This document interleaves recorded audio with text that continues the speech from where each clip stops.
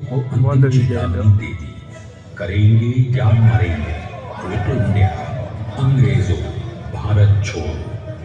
बस फिर क्या था, संघर्ष की रणभेरी बजी।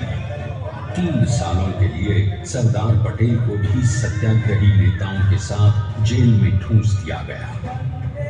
2 सालों के बाद अंग्रेजों को बापू के सभी शिष्यों और साथियों को छोड़ना पड़ा।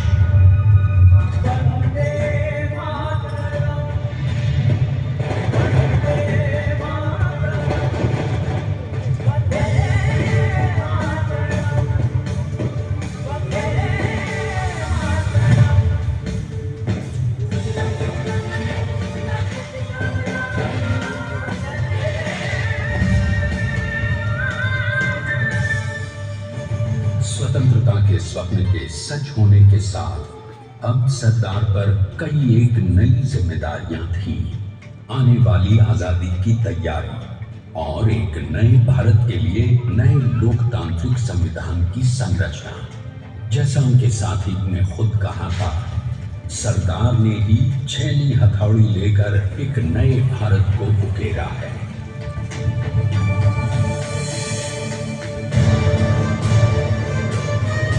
स्वाधीनता तो प्राप्त हुई, लेकिन खंडित भारत में भी उठते विभाजनवादी अंधकार को अभी दूर करना था।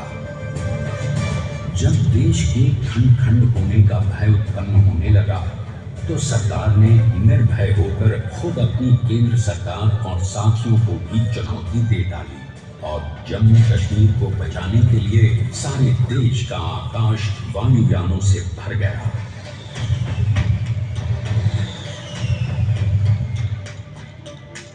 और फिर हैदराबाद और जूनागढ़ के भारत में विलयीकरण को पाकिस्तान से चुनौती मिली।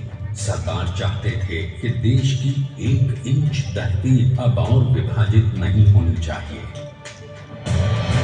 नए भारत को एक करने के लिए समझा बुझाकर मनाकर 565 रियासतों को सरदार ने अपनी सूझबूझ सदाशयिता संबल से एक नए स्वतंत्र भारत का अभिन्न अंग बना लिया।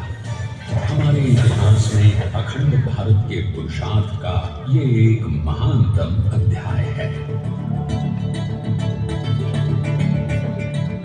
जैसा उन्होंने स्वयं कहा था, हमें नए धागों को पुराने ताने बाने में ऐसे पिरोना है कि एक दूसरे में गुंथ जाए और बेहतरीन बनावट वाला एक नया भारत उभर कर सामने आ सके। अंततः अपने वज्र दृढ़ संकल्प से एक नया विराट विशाल एक भारत श्रेष्ठ भारत बनाकर दिखा ही दिया सरदार ने।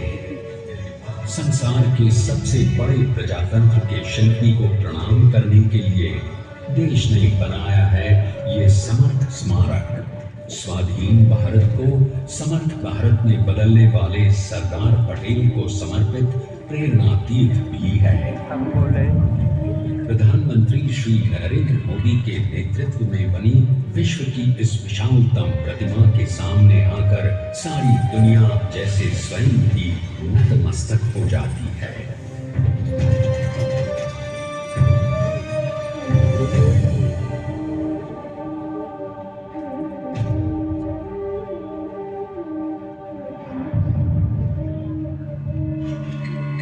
देश को बना गया वो अमित अटल,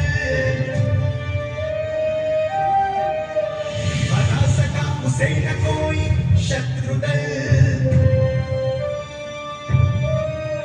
चट्टान के समान सा पुरुष प्रबल, स्वदेश का सम्मान है, पटेल तो स्वदेश का सम्मान है, पटेल तो स्वदेश का सम्मान है, पटेल तो स्वदेश का सम्मान है।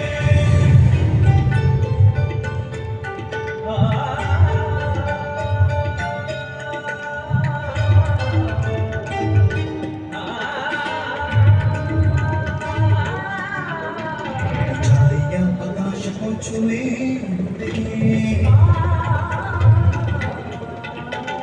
गहराइयां समुद्र की नींव, कदम अधिक जमीन पर